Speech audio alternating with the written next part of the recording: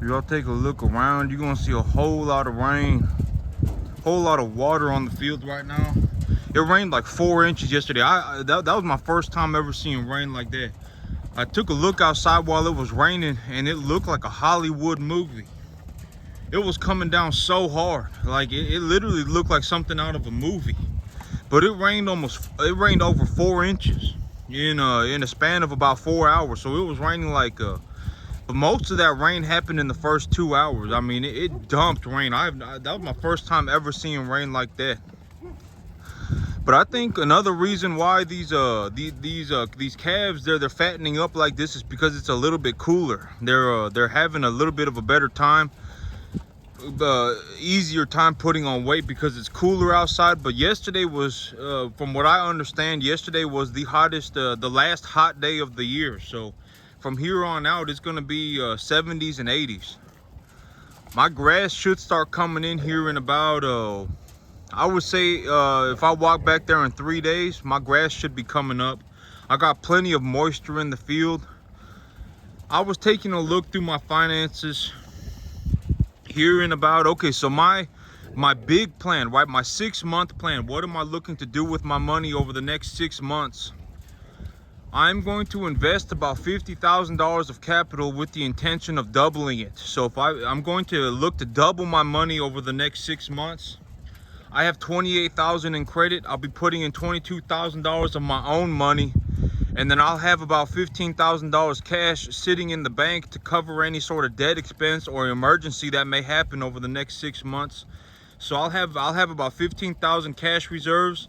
I will utilize about 22,000 of my own capital, and I will invest 28,000 in credit with the intention of doubling the money. And so if I take 50,000 and I turn it into 100,000 and I pay the bank back 28,000, I'll be left with $72,000, which is very good. I mean, you know, making $72,000, that's how much money I have left over after I've paid for everything, right? After I've paid for everything, I have $72,000 left over. So that's the profit that I've made. It's not like I have to pay for stuff after I've made that 72 grand. So that 72,000 cash is going to be what's going into my pocket. But that's the overarching plan. So when I look at my 6-month plan, that's what my plans look like right now. I would think here in about 2 weeks, because I got something going on next week on the 11th. So I'm gonna have to see. I got to start bringing in more cattle, but whether I do it this week or I have to give it 2 weeks to go ahead and do it, that is going to be something that I figure out here pretty soon. But these little black Angus heifer calves, they're doing very well. I know I've got one real small one, but the rest of them are putting on weight very quickly. Now here's one of the heifers that I had brought in. She's the biggest out of the bunch. And I would say she's pretty close to I would say she's probably getting up there towards about 600 pounds right now. And so when I look at the things that I do, right, I feel like, okay, so I was, you know, if I were going to illustrate this, right, because back in the day they used to tell stories, and people used to tell stories, you know, up until about Christianity, right? Up until about Christianity, there wasn't religion. There was only religious philosophy. And so back in the day, they used to say, you know, man, you know, like if a man were to turn himself into a demigod, he would have to go and eat the flesh of a titan, right? And so he would have to do these horribly difficult, insane things, right? He would have to go into the mountains of Olympus and eat the flesh of a titan. And he had to, you know, if a man were to look to strike down a god or something like, I don't know exactly the Greek philosophies, but you know, people used to have to go into the mountain. People used to have to go up into Mount Olympus, right? That's what they used to say. Man would have to climb Mount Olympus, go and steal a lightning bolt from Zeus, and you know, up until Christianity, you know, God was a horribly scary thing. Like if you messed up, Zeus would hit you with a lightning bolt, right? I mean, You know, Zeus would change into a human being, you know, have a baby with the woman and disappear forever, right? I mean, that was what religion was before Christianity. And so, you know, this whole thing, like you know, there are other ways to look at this. You know, there's that one side where you can sit there and do nothing and hope and pray that things turn out well for you, or you can start climbing Mount Olympus, right? I mean, who knows if you're gonna make it? But if you decide that you want to climb Mount Olympus and steal the lightning bolt from Zeus, that's on you, right? If you want to climb, if you want to go into the depths of Tartar or whatever, and you want to go and try and bite the flesh of a Titan, that's on you. You know what I'm saying? If you want to go do it, you know, and if you happen to make it, they'll tell stories about you forever, right? And that's what religious philosophy used to be before Christianity. And so, but and it's not just the Greeks, right? There were the Chinese people too. There was like Confucius and Buddha and Muhammad. That was I think it's the Middle East. But there are all sorts of different religious books, right? It's not just Christianity. And so depending on how you look at the world, there are all sorts of ways you can go about your life. And me, when I look at what I've done, right? When I look at what I'm doing, this isn't, I don't do this through good intentions and hoping, you know, like I don't hope and pray that things turn out very well for me and stuff like that. I believe more so in that if I put in the effort, and if I do if I put in a lot of effort, I'm going to reap what I sow, right? I'm going to have an opportunity to do well for myself if I put in a lot of effort for myself. And I know that the things that I do are extremely risky, and I understand that what I am undertaking is something that almost nobody would ever want to do. And I understand stuff like that, you know. And when I look at the things that I do, if I were given, like let's say here in 2 weeks I bring in 50 calves, right? I bring in 50 calves. I'm not really at risk. I'm not really because like I know how to do this. Like I feed them, if I feed them a 65 TDN, 65 70 TDN diet, and I gradually lower the protein from 16% to 12% as they go from 2.5 weight up to 6 weight. I gradually reduce the protein and I keep the TDN at that 65 70 level. I know that the result is that the animal is going to put on weight like this, right? Just about the animal is going to put on weight like this. I can anticipate that when the animal is at a certain size, it will put on about 75 pounds. If 75 pounds a month. As they get bigger, they may put on 100 pounds a month. If an animal starts getting sick, I know how to recognize symptoms that the animal needs antibiotics. I give them all vaccinations, and at the end of the day, when I take these animals to market, I know I make a lot of money on them, right? And so it's not like I'm really up until this point, up until maybe about for 15 years, I may have sat in the darkness. I may have not known, right, for 15 years that I was going to be so good at this. I may have not known for those 15 years.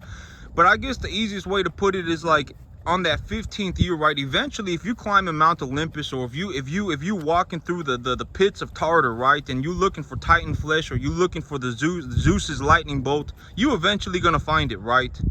And when you find it, it's like the Holy Grail. It's like you found it when you found it. And me, I understand that there are things that can happen that maybe I do not understand. Like there could be I don't know, some I don't know, who knows, right? A lot of times if these animals, if they get blood tested and stuff, if they have some kind of severe viral infection, you can find that and stuff, and all that stuff. Like if they're a persistently infected BVD animal, you can find that out just by giving them a blood test and stuff like that. So there's a lot of things in this world that humanity is able to comprehend, right? Like the chances of me having some horrible horrible disease outbreak and stuff is very low nowadays, because if I can just take these animals through, I can just get these animals with their blood work done. And as long as I don't get ripped off by somebody, you know, that's also a big thing, is that a lot of people, they're like snakes, you know. You got to watch where you step around them, because the next thing you know, they may just be sitting there, whatever, you know. Hey, Jack, leave him alone. Jack, leave him alone. But, you know, some people, you know, a lot of people be snakes. You know, they just sitting there slithering. And you know, you got to watch how you step around them, because at the end of the day, they some you know, some horrible little thing, right? And you know, so I mean, you know, it's not good to be a snake. You want to be successful. At the end of the day, you know, if it came down to it, you don't want to be a snake, right? You don't want to be slithering around, you know, like that. You know, if anything, you should be putting your effort into being successful, making a lot of money, doing well for yourself. You know, almost nobody makes it. Almost nobody makes it. I mean, and you know, that may sound horrible and all that, but this whole thing about you can be whatever you want to be and everybody is born special, that kind of stuff, it's okay to believe that, right? Like up to a certain point. Like if you're a baby, if you're a tiny little kid, it's okay to you know, to throw a fit. It's not okay, but I mean, it's more understandable. Like if things get difficult, you throw a fit. If you know, you think that everybody's born important and everybody's born special and everybody gonna be somebody one day, it's okay to think like that. And you know, like if you go to if you talk to you know, very young people, it's not okay to think like that, but it's more understandable to think like that. But at a certain point, like when you get older and you start having an understanding of the world and you start having responsibilities, you know, it's better to think that, you know, like, man, you know, like, hey, Jack, don't let me tell you, hey, Jack, leave him alone. Hey, leave him alone. But, you know, at a certain point, man, my dog was Jack. But, you know, at a certain point, I mean, it just becomes what it is, right? And if you, and you know, people got to make money. You got to make money. If you don't make money, your life's gonna be miserable. Don't play yourself. You know, I'm not saying money's the most important thing in the world, but money is very, very important. I spend more time thinking about money than I think about just about anything else, but I will not put money before everything else. I just think about my money more than, you know, because, well, you know, why think about something else, right? Like if I have an opportunity to make myself $12,000 a month, why wouldn't I just think about that? You know, why would I think about, oh my God, my life is hard. Oh my God, you know, everything unfair. You know, why would I sit there thinking about that? You know, I would rather sit there and think about how am I going to make myself some money. And if I can make myself $12,000 a month, I'm going to sit there and think up until I come up with the idea of how am I going to make myself $12,000 a month. You know, it may be, you know, how am I going to make myself some money? How am I going to make myself some money? And, you know, and the cattle business is going to be around forever, right? Up until the end of humanity, the cattle will be around. People are going to need cattle until the end of humanity's existence. And so, I mean, everybody does not make it, all right?